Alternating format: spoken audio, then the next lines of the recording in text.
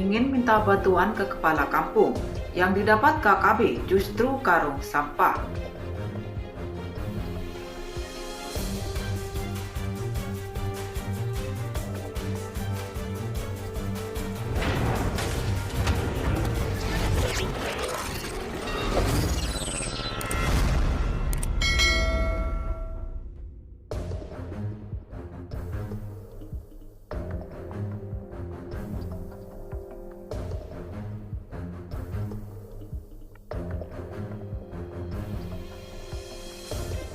Tak bisa dipungkiri kalau saat ini kelompok kriminal bersenjata di Papua tak pernah berhenti melancarkan aksinya. Meski apa yang dilakukannya sangat beresiko bagi keselamatannya, namun hal itu sama sekali tak digubrisnya. Yang penting bagi KKB adalah beraksi dan terus beraksi dengan menebar teror dan ancaman bagi siapapun.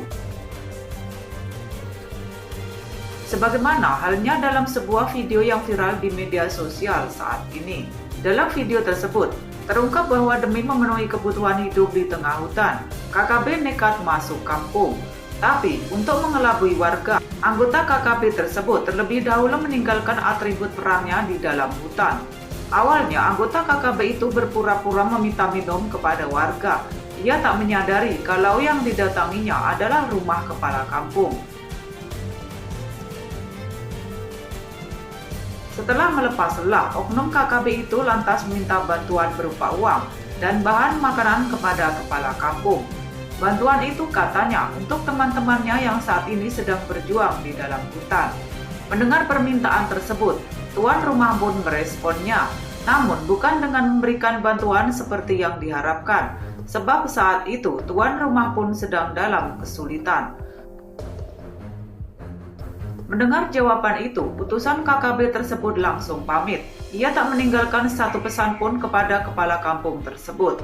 Namun tak lama berselang, dua orang pemuda datang lagi dengan maksud yang sama. Kali ini nadanya tak lagi bersahabat. Berbekal senjata di tangan, mereka mulai melakukan tindakan yang tidak pada tempatnya. Tanpa banyak bicara, mereka langsung melakukan penganiayaan. Kepala kampung itu dihajar babak belur gara-gara tak bisa memenuhi permintaan KKB.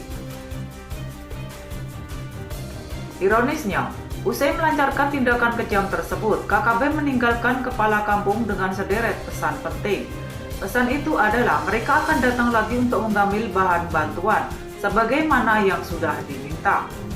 Tak hanya itu, KKB pun memberikan tenggang waktu paling lama 2 minggu untuk bantuan berupa uang dan bahan makanan tersebut. Lantaran berada di bawah tekanan, kepala kampung itu pun tak banyak bicara. Ia hanya mengangguk lesu sembari berharap agar KKB segera meninggalkan hunai yang ditempatinya. Selang beberapa jam kemudian, kepala kampung itu menyuruh anak-anaknya agar mendatangi pos keamanan dan menemui TNI Polri. Kiat itu dilakukannya dengan hati-hati, sehingga tak menimbulkan kecurigaan di kalangan KKB. Bakayung bersambut. Tak lama berselang, aparat TNI Polri pun bertandang ke rumah kepala kampung. Akan tetapi, kedatangan tamu kali ini tanpa seragam militer sebagaimana biasanya. Kepada aparat keamanan itulah, kepala kampung mengungkapkan unek-uneknya tentang perlakuan KKB terhadap dirinya. Bahkan ia juga menuturkan tentang kehadiran anggota KKB muka baru yang tak dikenalnya sama sekali. Mendengar kisah tersebut, TNI Polri pun mengambil alih siasat untuk memenuhi permintaan anggota KKB tersebut. Singkat cerita, sehari sebelum tiba waktunya KKB mengambil bantuan yang diminta, sejumlah karung dan dus-dus mie instan telah ditumpuk di depan rumah kepala kampung. Sementara kepala kampung bersama keluarga dan warga lain terpaksa diungsikan ke tempat yang aman. Hal itu untuk menghindari kemungkinan terjadinya kontak tembak antara TNI Polri dan para predator lainnya kebanggaan KKB. Sementara pada rumah warga yang kosong akan ditempati para prajurit TNI Polri. Hal tersebut untuk menghindari kemungkinan KKB melampiaskan emosinya dengan mencari sang kepala kampung ke rumah-rumah warga. Benar saja, ketika hari yang dinantikan itu tiba, dari kejauhan terlihat beberapa pemuda melangkah tergesa-gesa menuju rumah kepala kampung. Jelas terlihat bahwa para pemuda itu datang untuk mengambil bantuan yang telah diminta beberapa pekan sebelumnya. Apalagi terlihat dari jauh ada tumpukan beberapa karung dan dus-dus mie instan di depan rumah tersebut. Padahal karung dan dus-dus mie instan yang diletakkan di depan rumah kepala kampung sesungguhnya bukan berisi beras dan mie instan sebagaimana yang dibutuhkannya. Karung-karung beras dan dus-dus tersebut berisi sampah, hal mana tak diduga oleh kelompok separatis tersebut. Dan tatkala karung dan dus-dus itu diangkat, anggota KKB tersebut kaget bukan main. Pasalnya karung itu terasa ringan, begitu juga dus-dus mie yang menumpuk di tempat itu. Terdorong oleh rasa penasaran, dus-dus itu pun langsung dibuka. Saat melihat bahwa yang ada di dalamnya adalah sampah, para pria tegap itu langsung meradang. Mereka mendobrak pintu kepala kampung dan masuk ke dalam Honai.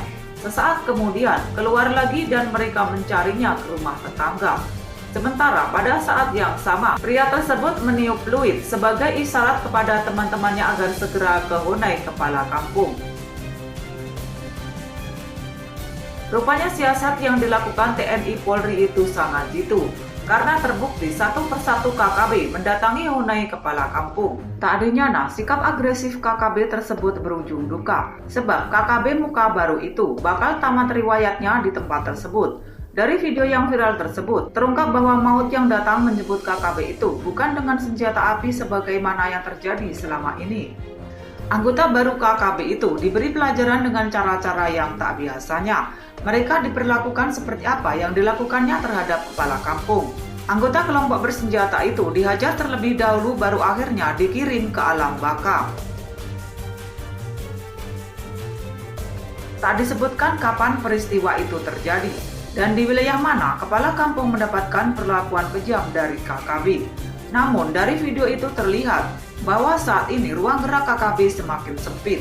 Selain jumlah anggotanya semakin berkurang, sementara kehidupannya di hutan pun semakin tak menentu. Bahan kebutuhan hidup makin sulit didapatnya, sementara untuk membelinya ke kota tak ada uang untuk ke sana. Belum lagi pengawasan super ketat oleh aparat TNI Polri pada setiap tapal batas.